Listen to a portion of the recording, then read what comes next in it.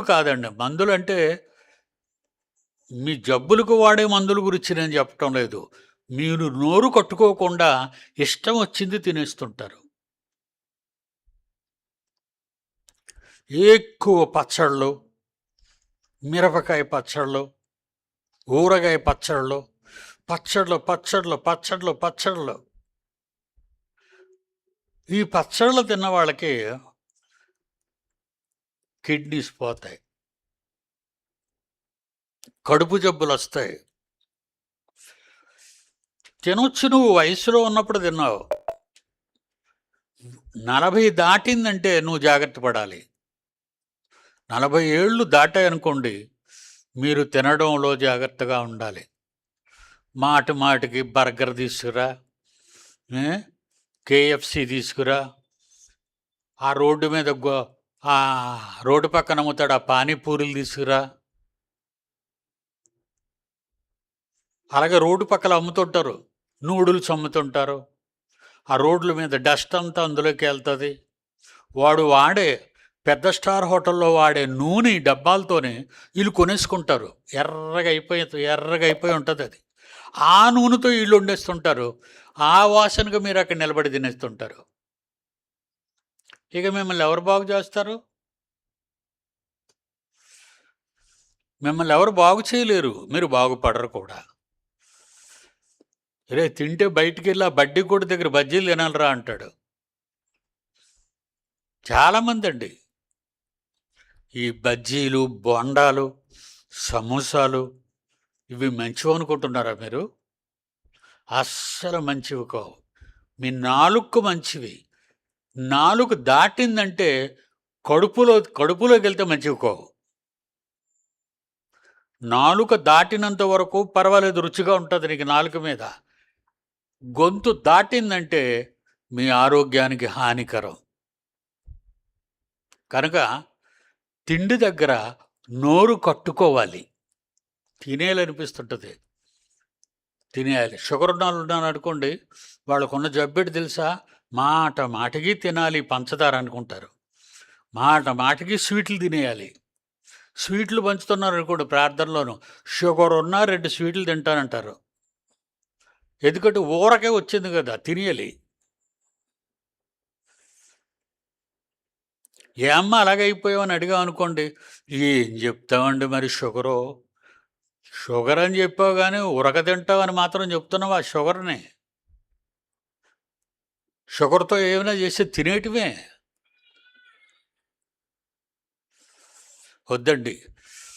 స్వాతంత్ర్యం చూసారా దేవుడు ఎంత చక్కగా చెప్పాడు. ఏంటిది? స్వాతంత్ర్యం. 12వ వచనం, అన్నిటి యందు నాకు స్వాతంత్ర్యము కలదు. నేను తినవచ్చు, దేన్నైనా నేను తినేయచ్చు. అన్నీ నోరుంది కదా, నాలుగుంది కదా, నవలడానికి పళ్ళు ఉన్నాయి కదా, అన్నీ తినేయచ్చు. అన్నిటి యందు నాకు స్వాతంత్ర్యం ఉంది, తినేయచ్చు నేను. కానీ నీవు ఎక్కువ కాలం బ్రతకాలంటే అన్నిటి యందు నాకు స్వాతంత్ర్యము కలదు గాని అన్నియు చేయదగినవి కావు. బైబిల్ చెప్పిందండి.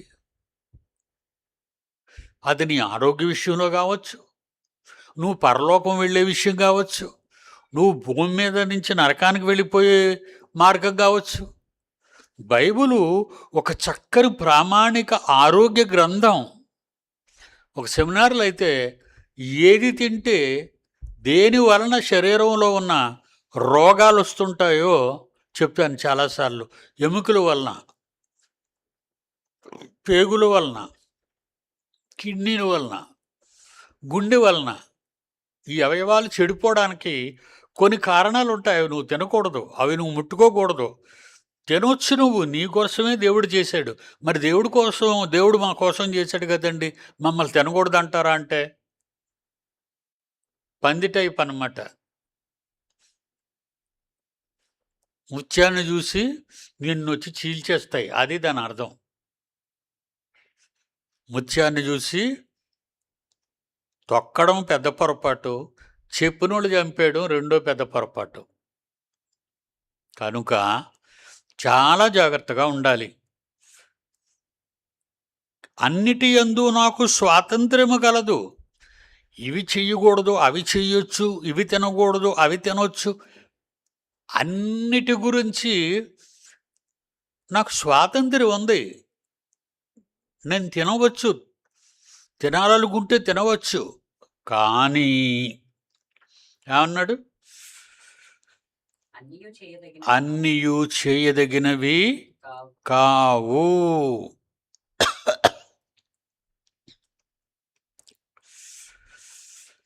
అని నేను దేని చేతను లోపరుచుకొనబడనొల్లను. అమ్మ, నువ్వేం పెట్టినా నీకు ఒక దండం తల్లి, నన్ను నేను తిన్నవనమ్మా, నాకు కొంచెం మంచినీళ్ళు ఇచ్చే తల్లి అంటాం.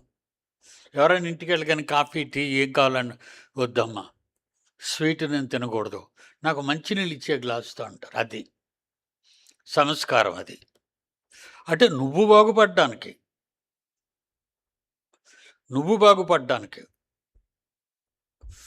ఇప్పుడు 13వ వచనంలో చెప్పాడు చూడండి, ఎంత చక్కటి అద్భుతమైన మాట. మా డాడీ భోజనాల గురించి, మందుల గురించి చెప్తున్నాడు, దేవుని వాక్యం గురించి చెప్పడం లేదేటో అనుకుంటున్నారా?